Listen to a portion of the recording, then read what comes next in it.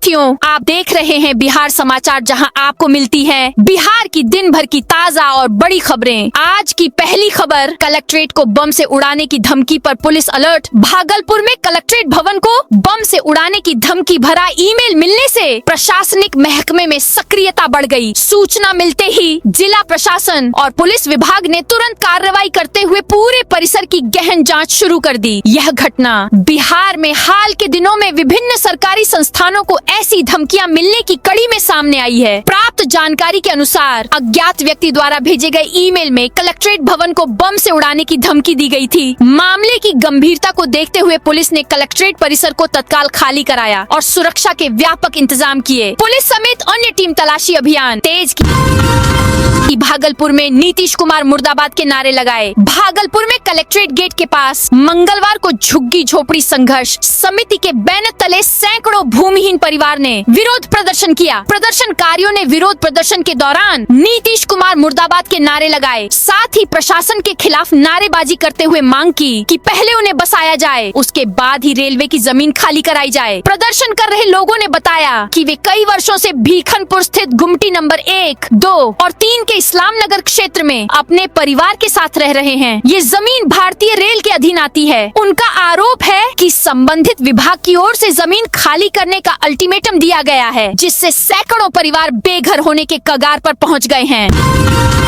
Rajasthan factory blast में बिहार के 5 मजदूरों की मौत। सोमवार सुबह राजस्थान के भिवाड़ी के खुशखेड़ा करौली इंडस्ट्रियल एरिया में बड़ा हादसा हुआ। एक केमिकल और पटाखा फैक्ट्री में जोरदार धमाका हुआ। समय करीब 9:30 बजे का था। धमाके की आवाज पूरे इंडस्ट्रियल एरिया में गूंज गई। कुछ ही मिनटों में आग ने पूरी यूनिट को अपनी चपेट में ले लिया। इस घटना में बिहार के 5 मजदूर जिंदा जल गए। उन्होंने मृतकों के आश्रितों को 2-2 लाख रुपए की अनुग्रह राशि देने की घोषणा की है। साथ ही संबंधित अधिकारियों को पीड़ित परिवारों को हर संभव सहायता उपलब्ध कराने का निर्देश दिया है।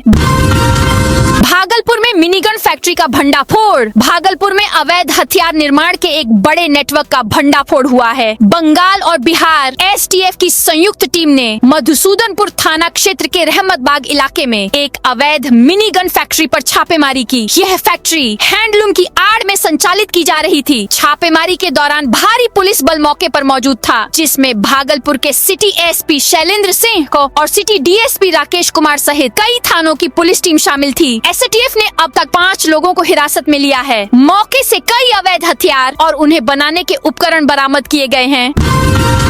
गिरिराज सिंह बोले खुले में, मांस की बिक्री पर रोक सराहनीय कदम। बेगूसराय के सांसद और केंद्रीय मंत्री गिरिराज सिंह ने बिहार में खुले में मांस काटने बेचने पर रोक लगाने के आदेश का स्वागत किया है। इसके साथ ही उन्होंने निशाना साधते हुए कहा है कि राहुल का पूरा खानदान नकली गांधी है और आरएसएस को समझने के लिए कई जन्म लेने पड़ेंगे। राज्य सरकार का यह कदम बहुत ही सराहनीय है। इसके लिए डिप्टी सीएम विजय सिन्हा को धन्यवाद देते हैं। खुले में मांस काटने और बेचने पर रोक लगाना जरूरी था। बेगूसराय सहित बिहार के सभी डीएम से अनुरोध करूंगा कि इस पर सख्त कार्रवाई करनी चाहिए। खुले में सड़क किनारे मांस काटने से प्रदूषण फैलता है। पटना की सड़कों से राजद के पोस्टर झंडे हटाए। जननायक कर्पूरी ठाकुर की 38वीं पुण्यतिथि पर राष्ट्रीय जनता दल की ओर से मंगलवार को बड़ा कार्यक्रम आयोजित किया गया। कार्यक्रम का आयोजन पटना के बापू सभागार में किया गया है, जिसमें पार्टी के राष्ट्रीय कार्यकारी अध्यक्ष तेजस्वी यादव समेत कई वरिष्ठ नेता और कार्यकर्ता शामिल हुए हैं। कार्यक्रम को लेकर पार्टी की ओर से पटना में कई जगह पोस्टर और झंडे लगाए गए थे। पार्टी कार्यकर्ताओं का कहना है कि जननायक कर्पूरी ठाकुर के सम्मान में बड़े स्तर पर कार्यक्रम आयोजित किया जा रहा है और इसी को लेकर पूरे शहर में प्रचार प्रसार किया गया था।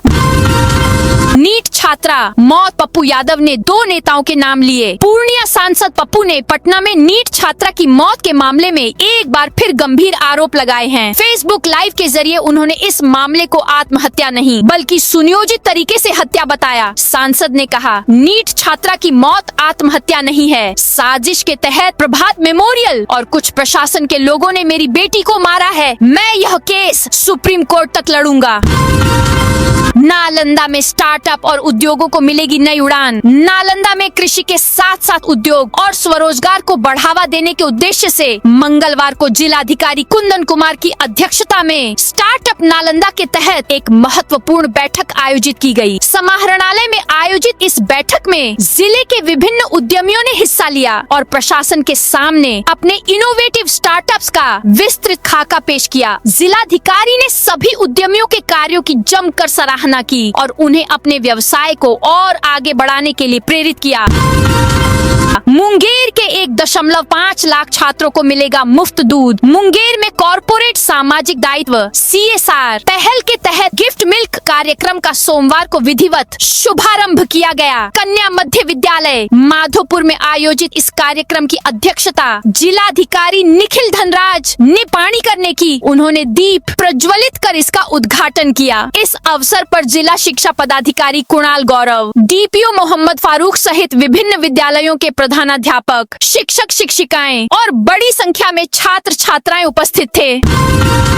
महिला रोजगार योजना के तहत 25 लाख महिलाओं को सौगात। बिहार की महिलाओं को आर्थिक रूप से सशक्त बनाने की दिशा में राज्य सरकार ने एक बड़ा कदम उठाया है। मुख्यमंत्री नीतीश कुमार ने 16 फरवरी 2026 को मुख्यमंत्री महिला रोजगार योजना के तहत 25 लाख महिला लाभार्थियों को 2500 करोड़ की सहायता राशि जारी की। यह पूरी राशि डायरेक्ट बेनिफिट ट्रांसफर DBT के जरिए सीधे उनके बैंक खातों में भेजी गई है।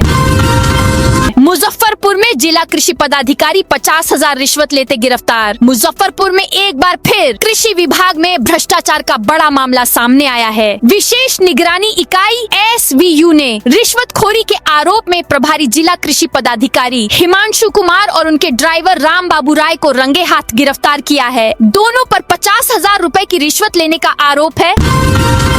मैट्रिक एग्जाम परीक्षा हॉल से फेसबुक लाइव। बिहार मैट्रिक वार्षिक परीक्षा कल से शुरू हो गई। इसके लिए 1699 सेंटर्स बनाए गए हैं। परीक्षा में कुल 15.12 लाख परीक्षार्थी शामिल हो रहे हैं। इनमें छात्राओं की संख्या छात्रों से अधिक है। सीवान में मैट्रिक परीक्षा के दौरान बड़ी लापरवाही सामने आई है। दारोंदा प्रखंड के गोरखनाथ ITI कॉलेज के डायरेक्टर ने परीक्षा केंद्र के अंदर से फेसबुक लाइव कर दिया। सेंटर के अंदर मोबाइल बैन था। वीडियो सामने आने के बाद जांच के आदेश दिए गए हैं। सेंटर के स्टूडेंट्स और जिम्मेदार लोगों से पूछताछ की जा रही है।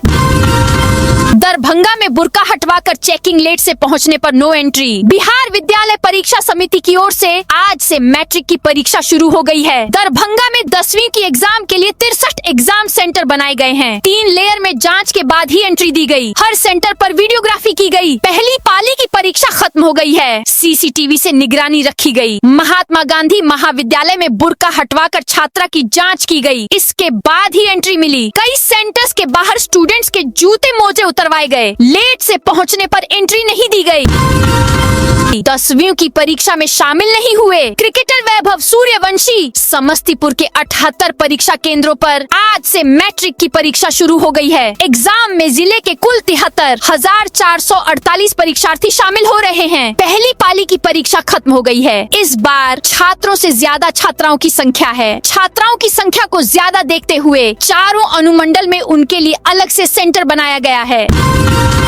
IGIMS में लगेगी साइबर नाइफ मशीन। बिना चीरा लगाए सर्जरी। इंदिरा गांधी आयुर्विज्ञान संस्थान के रीजनल कैंसर इंस्टीट्यूट में जल्द ही मॉडर्न साइबर नाइफ मशीन लगाई जाएगी। ये दुनिया की पहली और एकमात्र रोबोटिक रेडियो सर्जरी प्रणाली है जो शरीर के किसी भी हिस्से में कैंसर और गैर कैंसर ट्यूमर का बिना चीरा लगाए इलाज करने में सक्षम है। संस्थान प्रशासन के अनुसार यह सुविधा अगले 3 से 4 महीनों में मरीजों के लिए शुरू कर दी जाएगी। वर्तमान में बिहार, झारखंड और नेपाल के मरीजों को इस तकनीक के लिए दिल्ली या मुंबई जैसे महानगरों में जाना पड़ता है। निजी अस्पतालों में इस तरह के इलाज पर 3 लाख से 5 लाख रुपए तक का खर्च आता है।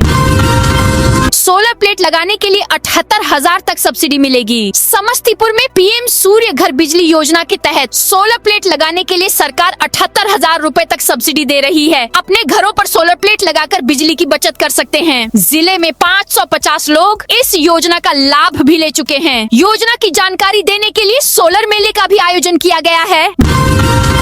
मैट्रिक परीक्षा से पहले नकल गिरोह का भंडाफोड़। नवादा में बिहार माध्यमिक वार्षिक परीक्षा मैट्रिक शुरू होने से ठीक पहले पुलिस ने एक बड़े नकल गिरोह का भंडाफोड़ किया है। नगर थाना पुलिस ने पटेल नगर में छापेमारी कर नवीन कुमार नामक युवक को गिरफ्तार किया है। यह कार्रवाई जिला प्रशासन और पुलिस की संयुक्त टीम ने की। गुप्त सूचना के आधार पर की गई इस छापेमारी के दौरान नवीन कुमार के 4-5 साथी पुलिस को देखते ही फरार हो गए। नवीन कुमार शशिभूषण यादव का पुत्र है और मोरमा रोह थाना का मूल निवासी है। वह विकास रंजन के मकान में किराएदार था।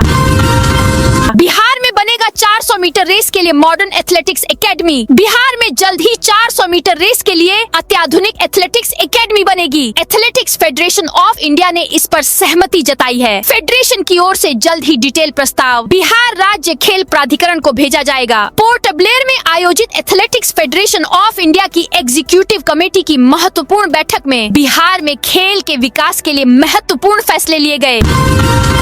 होली बाद 6 किलोमीटर दौड़ेगी। मेट्रो पटना जंक्शन से हर तरफ जाएगी। पटना मेट्रो को शुरू हुए 4 महीने हो गए हैं। अभी मेट्रो सिर्फ 3 station new Pataliputra bus terminal, 0 mile और भूतनाथ स्टेशन के बीच ही चल रही है। दूरी 2.9 किलोमीटर और किराया 15 रुपए है। मल्लाही पकड़ी और खेमनीचक मेट्रो स्टेशन के बीच मेट्रो सेवा होली बाद शुरू होगी। इससे मेट्रो सेवा की लंबाई बढ़कर 6.107 किलोमीटर हो जाएगी। 3 किलोमीटर से अधिक दूरी तक यात्रा करने के लिए 30 रुपए किराया देना होगा।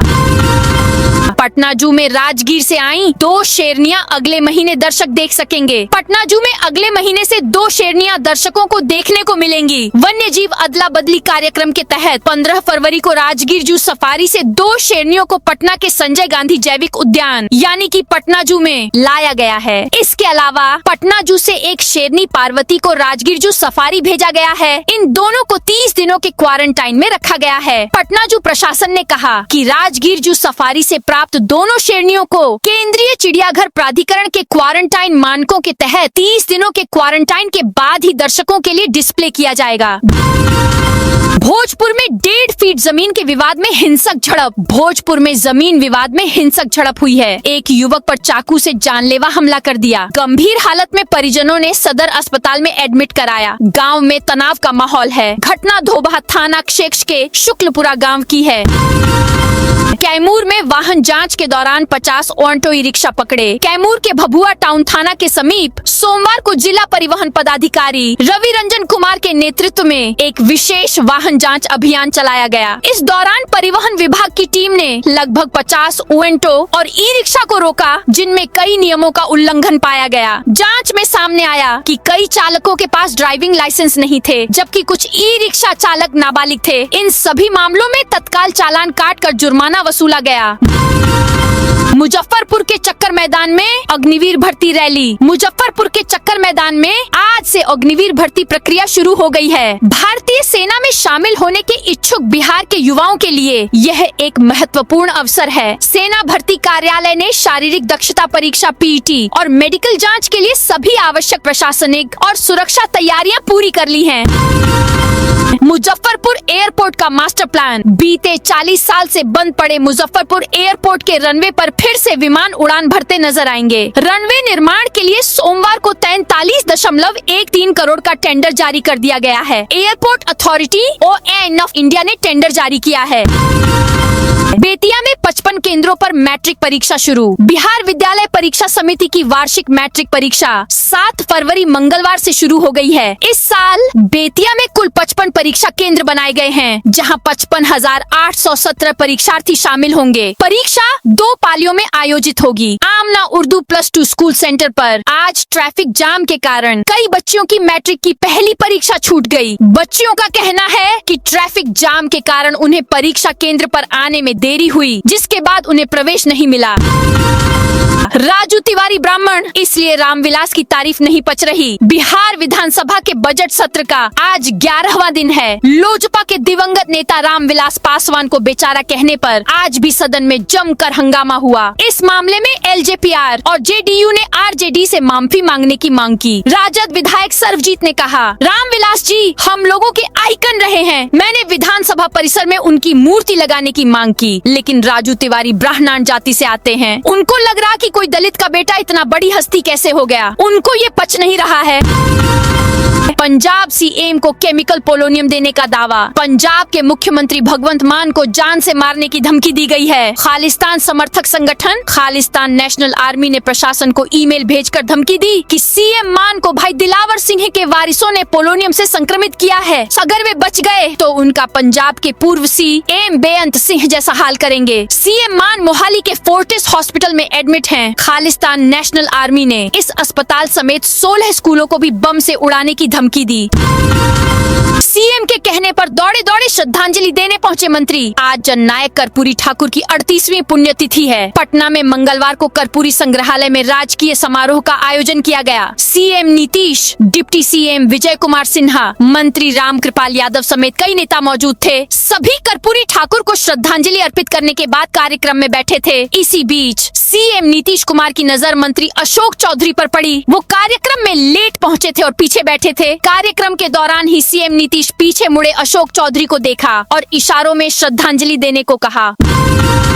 मुजफ्फरपुर में एटीएम फ्रॉड गिरोह ने पुलिस टीम पर बरसाई गोलियां। बिहार के मुजफ्फरपुर में अपराधियों ने सीधे पुलिस टीम को ही निशाना बना लिया। यहाँ के बेला में दिन दहाड़े बदमाशों ने पुलिस पर गोलियां बरसा दी। इस हमले में तैनात एएसआई विकास कुमार सिंह को गोली लगी है। बिहार में 9,000 करोड़ का विकास पैकेज। बिहार की अर्थव्यवस्था और बुनियादी ढांचे को एक नई वैश्विक पहचान मिलने जा रही है। राजधानी पटना में मुख्य सचिव प्रत्यय अमृत की अध्यक्षता में एशियन डेवलपमेंट बैंक के साथ हुई एक उच्च स्तरीय बैठक में $1 बिलियन करीब 9,000 करोड़ रुपए से अधिक के निवेश प्रस्तावों पर मुहर लगी है। मुख्य सचिव ने स्पष्ट किया है कि बिहार अब ढांचागत विकास में बड़ी छलांग लगाने के लिए पूरी तरह तैयार है और एडीबी के साथ यह साझेदारी विकास की गति को कई गुना बढ़ा देगी।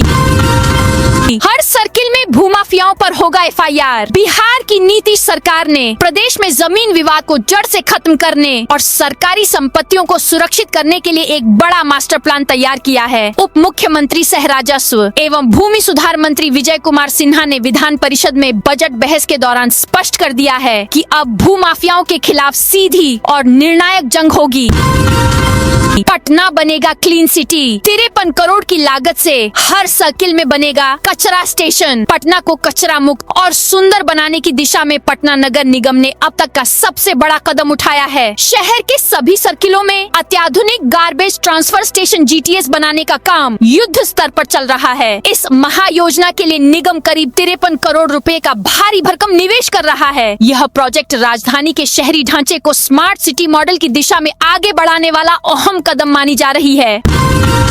पटना में 53 करोड़ मेगा प्लान। हर सर्किल में बनेंगे अत्याधुनिक गार्बेज ट्रांसफर स्टेशन। पटना को कचरा मुक्त और सुंदर बनाने की दिशा में पटना नगर निगम ने अब तक का सबसे बड़ा कदम उठाया है। शहर के सभी सर्किलों में अत्याधुनिक गार्बेज ट्रांसफर स्टेशन जीटीएस बनाने का कार्य युद्ध स्तर पर जारी है। इस महत्वाकांक्षी परियोजना पर निगम करीब 53 करोड़ रुपए खर्च कर रहा है। इसे राजधानी को स्मार्ट सिटी मॉडल की ओर ले जाने वाली अहम पहल माना जा रहा है।